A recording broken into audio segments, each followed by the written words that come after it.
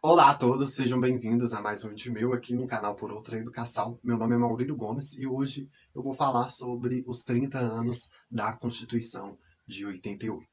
Antes de passar o conteúdo, peço se inscreva no canal, assista os vídeos, curta, comenta, compartilhe, gere visualizações, porque o canal ele tem um lado social de destinar aqui metade da monetização para financiar concursos de leitura para moradores da periferia.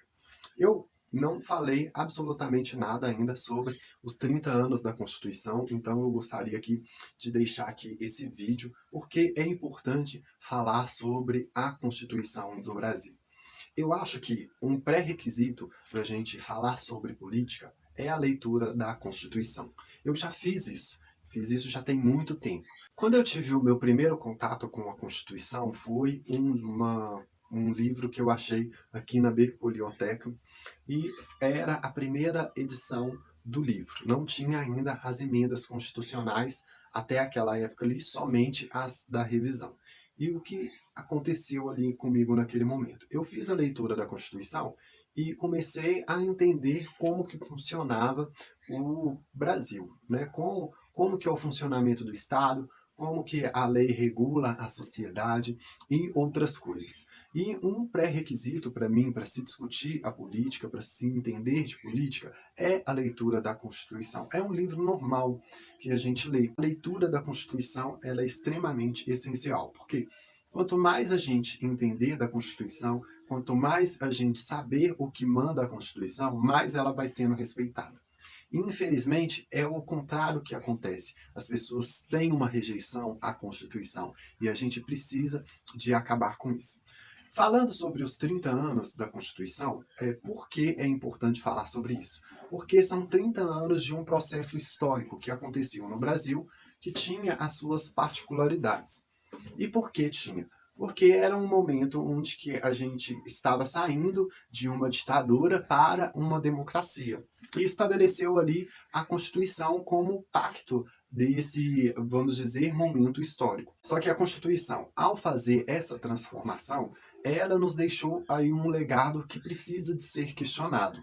Muito se avançou na questão da Constituição de 88, em relação à estabilidade dos poderes, a questão também do Sistema Único de Saúde, que é sem nenhum no mundo, o capítulo da educação, que foi muito melhorado, mas também a questão do índio, que foi também um avanço sem limites na Constituição e que vive constantemente aí sendo alvo, né, sofrendo perigo, né, e hoje a gente tem aí outros lados que precisam de ser questionados em função da própria Constituição. O próprio desenho institucional que ela criou do Estado brasileiro está gerando disfunções muito grandes. E eu falo nisso porque a gente tem mais uma Constituição de corporações do que uma Constituição cidadã. E o Brasil ele se tornou um país refém das corporações.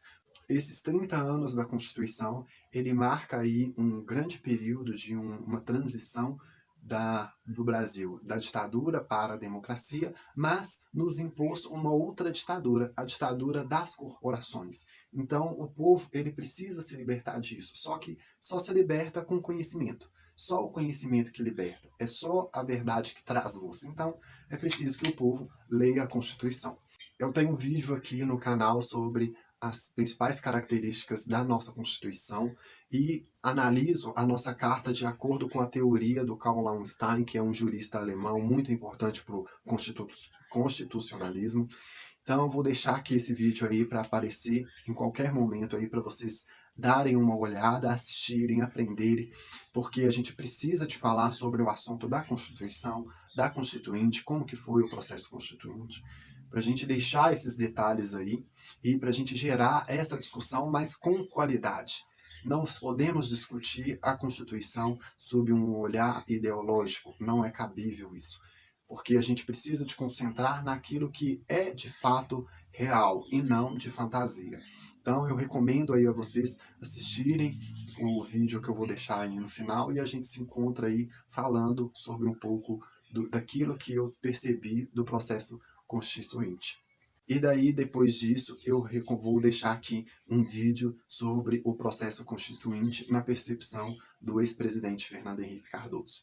Então a gente se encontra aí em outros vídeos. Obrigado por assistir aqui. Não se esqueça de se inscrever no canal aí. Até mais.